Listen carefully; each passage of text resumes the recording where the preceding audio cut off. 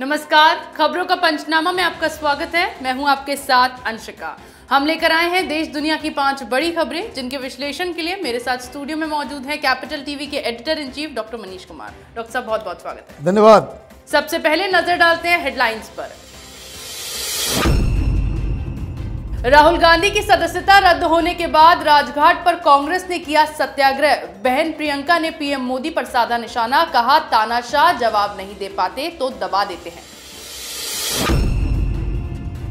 राहुल के बाद जा सकती है संजय राउत की सदस्यता, विशेषाधिकार हनन मामले में नहीं कर पाए अधिकारियों को संतुष्ट, उपराष्ट्रपति को भेजा गया मामला। उमेश पाल हत्याकांड के मास्टरमाइंड अतीक अहमद को लाया जा रहा प्रयागराज, गाड़ी पलटने की जताई जा रही आशंका, अखिलेश यादव ने योगी सरकार को घेरा। भगोड़े अमृतपाल के समर्थन में नहीं थम रहा खालिस्तानियों का उपद्रव, अमेरिका में पत्रकार के साथ की मारपीट, भारतीय राजदूत को भी धमकाया। इसरो को मिली बड़ी कामयाबी, LV-M3 रॉकेट से एक साथ लॉन्च किए 5,805 टन के 36 सैटेलाइट।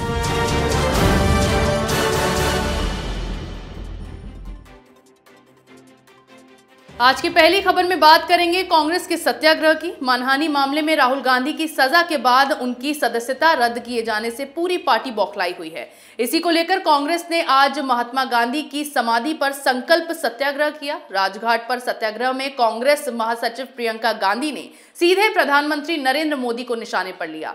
प्रदर्शन में पार्टी अध्यक्ष मल्लिकार्जुन खड़गे, महासचिव जयराम रमेश समेत वरिष्ठ नेताओं ने शिरकत की। अब कांग्रेस ने 27 मार्च को संसद में और बाहर तेज विरोध प्रदर्शन की रणनीति बनाई है। इसके अलावा राहुल गांधी ने भी ट्विटर पर अपना बायो बदल दिया। उन्होंने खुद को डिस्क्वालिफाइड सांसद लिख दिया है। राहुल के सदस्यता जाने के बाद कांग्रेस के तेवरों से साफ है कि बची अवधि में सत्र का चलना मुश्किल है।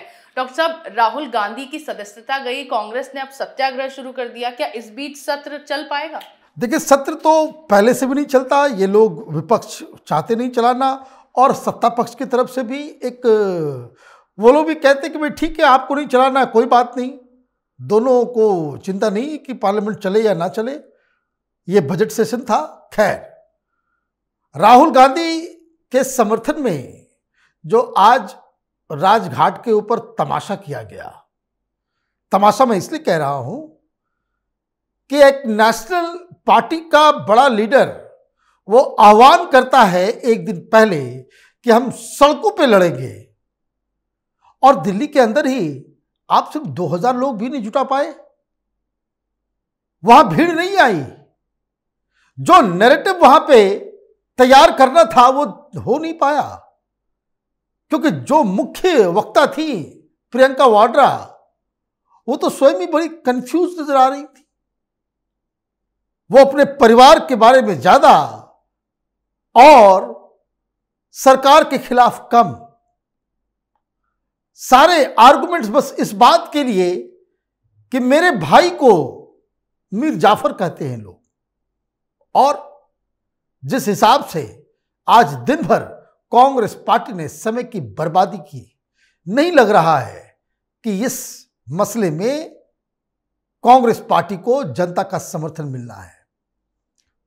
कल हथियार बता रहे थे राहुल गांधी कि बीजेपी ने मुझे डिस्क्वालीफाई करके हमारे हाथ में हथियार दे दिया, लेकिन ऐसा लग रहा है कि उस हथियार को चलाने वाला कांग्रेस पार्टी में कोई नहीं है। हथियार तो मिल गया, लेकिन हथियार चलाने भी तो आना चाहिए। कांग्रेस पार्टी का जो आज प्रदर्शन रहा वो कांग्रेस पार्टी की कमजोरी को एक्सपोज कर चुका है, और इसलिए एक्शन में आ गए हैं मोदी और अमित शाह। अब मालूम चल रहा है कि उनको घर से निकाला जाएगा।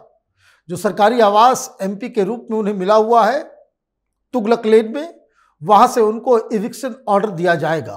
और दूसरी तरफ इलेक्शन कमीशन ने यह भी कहा है कि अप्रैल के महीने में ही, अब तो मार्च खत्म होने वाला है, मतलब अगले महीने ही वहां चुनाव कराया जाएगा वायनाड में, क्योंकि इनकी सदस्यता खत्म हो गई है, तो वहां से कोई ना कोई तो MP होगा ही। तो ये एक बड़ी मुसीबत में कांग्रेस पार्टी है, और कांग्रेस पार्टी पूरी तरीके से कंफ्यूज नजर आ रही है कि इस चुनौती का सामना कैसे किया जाए। जी बिल्कुल, राहुल गांधी की सदस्यता जाने के बाद से ही राहुल समेत उनकी पूरी पार्टी अब बौखलाती नजर आ रही है। वहीं कांग्रेस नेता राहुल गांधी की सदस्यता रद्द होने के बाद से ही सियासत गरमाई हुई है। मोदी सरनेम टिप्पणी मामले में कोर्ट ने राहुल गांधी को दोषी करार देते हुए 2 साल की सजा सुनाई थी, जिसके बाद उनकी लोकसभा सदस्यता को रद्द कर दिया गया। इस बीच उद्धव बालासाहेब ठाकरे की शिवसेना के नेता संजय राउत अपने बयान को लेकर मुश्किलों में घिरते नजर आ रहे हैं। 1 मार्च को कोल्हापुर में उन्होंने विधिमंडल के लिए चोर मंडली जैसी टिप्पणी की थी। इसके बाद से माहौल गर्मा गया। ठाकरे गुट के सांसद संजय राउत के विवादास्पद बयान के विरोध में राउत के खिलाफ विशेषाधिकार हनन का नोटिस भेजा गया था, जिस पर राउत के जवाब से अधिकारी संतुष्ट नहीं हुए। ऐसे में अब इस मामले को उपराष्ट्रपति जगदीप धनखड़ के पास भेजा गया है। डॉक्टर साहब, संजय राउत लगातार अपनी बयानबाजी को लेकर घिरे ही रहते हैं, लेकिन इस बार अब उनकी मुसीबत ज्यादा बढ़ गई है। क्या उनकी भी सदस्यता जा सकती है? बिल्कुल, सदस्यता जाने के कगार पे है। ऑलरेडी उनको एक झटका 2 दिन पहले मिल चुका है। जब पहले जो शिवसेना पार्टी हुआ करती थी तो उसकी जो संसदीय दल है उसके ये प्रमुख थे, उसके लीडर थे, शिवसेना पार्टी के लीडर थे संसद के अंदर। अब मसला खराब हो गया है। वो इसलिए क्योंकि सब कुछ शिंदे गुट के पास चला गया। तो 2 दिन पहले ये फैसला भी हुआ और बाकायदा पार्लियामेंट सेक्रेटरीट की तरफ से इसकी नियुक्ति भी हो गई कि अब वो शिवसेना के उस ग्रुप के लीडर नहीं रहेंगे। तो एक तो झटका वहां लगा हुआ था। लेकिन ये जो विशेषाधिकार का जो मसला आया है वो इस प्रकार से आया है कि उन्होंने विधानमंडल को चोर मंडल कह दिया कि सब चोर बैठे हुए हैं वहां पे। तो ये तो बहुत ही तमाम, आप मुख्यमंत्री को चोर कहेंगे, आप मंत्रियों को चोर कहेंगे, जो माननीय विधायक सारे लोग हैं उनको चोर कहेंगे, तो वो तो विशेषाधिकार का मसला बनता ही है। अब चूंकि ये खुद सांसद हैं तो उनको कहा गया, उन्होंने जो जवाब दिया, जवाब ये दिया कि हम सबको नहीं कह रहे थे, मैं पर्टिकुलर शिंदे गुट के लोगों को चोर मंडल कह रहे थे कि चोर मंडली है वहां पे। लेकिन ये बयान तो उन्होंने इस तरह से स्पष्ट करके दिया नहीं, उन्होंने तो सीधे विधानमंडल को ही चोर मंडल बता दिया था। तो अब स्पीकर नार्वेकर साहब ने यहां उपराष्ट्रपति को यह मसला भेजा है। अब यहां पे अगर फैसला हो जाता है तो इनकी भी सदस्यता जाएगी। कारण वही, बिना सोचे समझे बयान दे देना। ऐसा लग रहा है कि लगातार इस तरह के 2-3 केसेस अगर हो जाते हैं तो ये जो आए दिन नेताओं के दिमाग में कुछ भी किसी के बारे में बोल देना, ये फिर लोग संभल के अपनी जुबान चलाएंगे। बहुत बड़ी मुश्किल में फंसे हुए हैं संजय राउत। जी बिल्कुल, विधानमंडल पर आपत्तिजनक टिप्पणी करने के मामले में अब संजय राउत की सदस्यता पर भी खतरा मंडरा रहा है। अगली खबर में बात करते हैं उमेश पाल हत्याकांड के मास्टरमाइंड अतीक अहमद की। उत्तर प्रदेश में उमेश पाल हत्याकांड के बाद माफिया अतीक अहमद की मुश्किलें कम होने का नाम नहीं ले रही है। अतीक को अब गुजरात के साबरमती जेल से प्रयागराज जेल में शिफ्ट किया जाएगा, जिसके लिए प्रयागराज पुलिस साबरमती जेल पहुंची। इसी बीच अतीक की गाड़ी पलटने जैसी आशंकाएं भी जताई जाने लगी। माफिया खुद यूपी आने से डरा हुआ था और उसने यूपी पुलिस के साथ आने से भी इनकार कर दिया। इस पर अखिलेश यादव ने पहले ही अपने बयान में अतीक की गाड़ी पलटने की भविष्यवाणी कर डाली।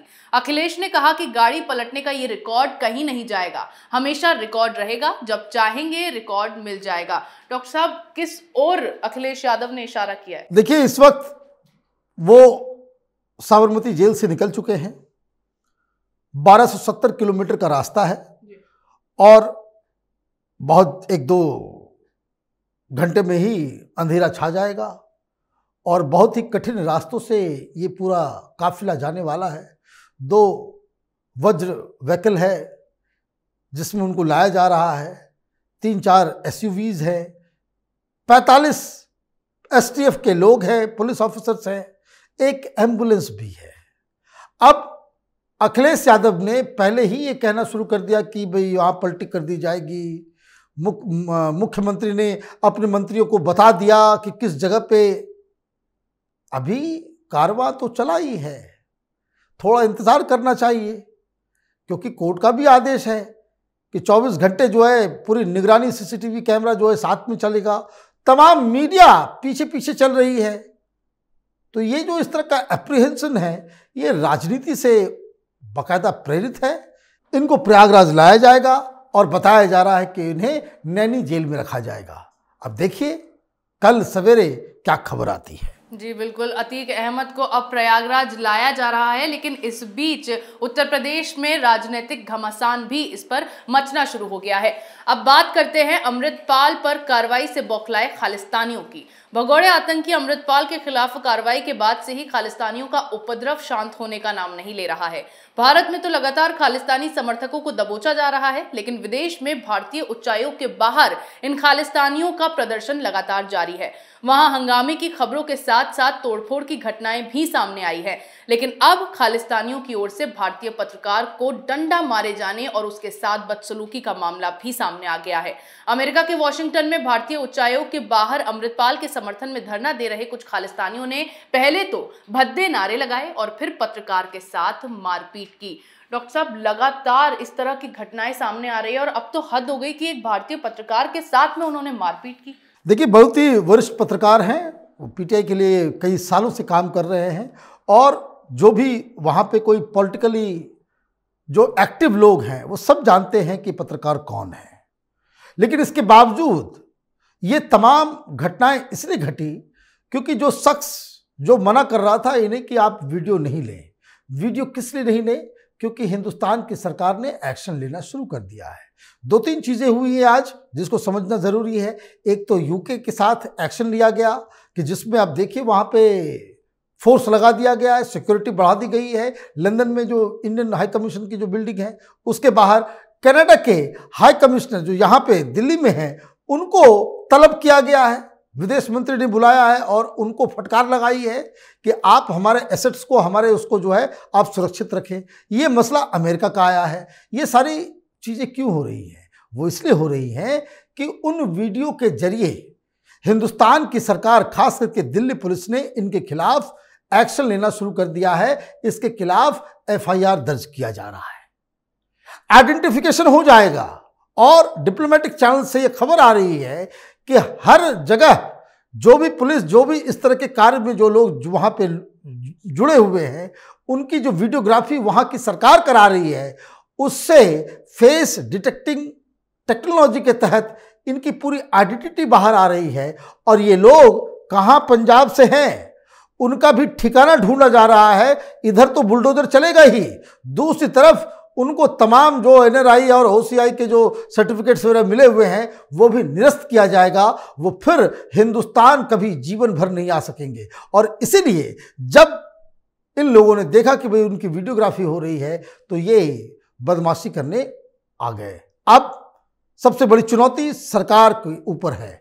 सरकार को ये इंश्योर करना पड़ेगा वो तमाम देश जहां इस तरह के उपद्रव की आशंका है वहां की सरकार के साथ तालमेल बिठाकर ये तिरंगा का अपमान जो ये लोग कर रहे हैं उस पर पूर्ण विराम इमीडिएटली लगना चाहिए। और अगर ये लोग वहां इस तरह से काम करते हैं तो उनके जो एसेट्स हिंदुस्तान के अंदर है उसको सीज करने की आवश्यकता होगी। जी बिल्कुल, अमृतपाल के समर्थकों पर भारतीय सरकार की ओर से की गई कार्रवाई को लेकर अब ये खालिस्तानी घबराए हुए हैं, जिसके चलते विदेश में पत्रकार के साथ ये मारपीट की घटना की गई। आखिरी खबर में बात करेंगे इसरो को मिली नई सफलता की। भारतीय स्पेस रिसर्च ऑर्गेनाइजेशन ने एक बार फिर से अंतरिक्ष में इतिहास रच दिया है। इसरो ने पृथ्वी की निचली कक्षा में एक साथ 36 सैटेलाइट को लॉन्च करके नया कारनामा कर दिखाया है। ये satellites one web India 2 mission के अंतर्गत लॉन्च किए गए। इसरो ने आंध्र प्रदेश के श्री हरिकोटा से इन सैटेलाइट्स को लॉन्च किया। सैटेलाइट्स की सफलतापूर्वक लॉन्चिंग के बाद अब इसरो ने इसे एक रिकॉर्ड के रूप में कायम कर दिया है। इन्हें ले जाने वाला रॉकेट इसरो का सबसे भारी रॉकेट है। इसका वजन 643 टन है और लंबाई 43.5 मीटर है। रोचक बात यह भी है कि इस सैटेलाइट कैरिंग रॉकेट से इसरो अब तक 5 सफल लॉन्च कर चुका है। डॉक्टर साहब, इसरो को नई सफलता हासिल हुई है, क्या कुछ है ये पूरा मामला? देखिए, हम स्पेस टेक्नोलॉजी में दुनिया के अग्रणी देशों में हैं और जब से मोदी सरकार आई है और जो इनको फ्रीडम दिया गया है, आप मत भूलिए प्रधानमंत्री स्वयं वहाँ मौजूद थे जब वहाँ मार्स वाला वो थोड़ा सा मिस्टेक हुआ था, जो गड़बड़ी हुई थी, लेकिन इसके बावजूद इसरो को तमाम जो सहायता देनी चाहिए वो सरकार की तरफ से मिल रही है, और उसका नतीजा ये हो रहा है कि हम बहुत जल्दी, ऑलरेडी हम लोग कर चुके हैं, लेकिन फिर भी बहुत सारे मुल्कों के लिए हम लोग सैटेलाइट जो है वो आसमान में, अंतरिक्ष में हम भेजेंगे। मतलब जिस टेक्नोलॉजी के तहत अब तक हम लॉन्च करते आ रहे थे उसको कॉमर्शलाइज भी करने जा रहे हैं। और दुनिया के लिए एक बहुत अच्छी बात यह है कि हिंदुस्तान जो सैटेलाइट टेक्नोलॉजी है उसमें सबसे चीप है और सबसे सिक्योर बनकर के उभरा है।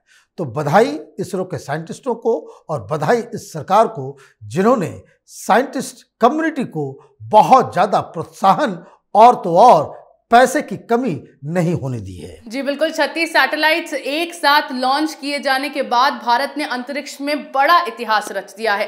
देश दुनिया की तमाम बड़ी खबरों पर हमारे साथ आपके विश्लेषण के लिए बहुत बहुत धन्यवाद। धन्यवाद। खबरों का पंचनामा में मेरे साथ आज इतना ही। अगर आपको हमारा ये वीडियो पसंद आया हो तो इसे लाइक करें, शेयर करें, कमेंट करें, साथ ही हमारे चैनल को सब्सक्राइब करना ना भूलें।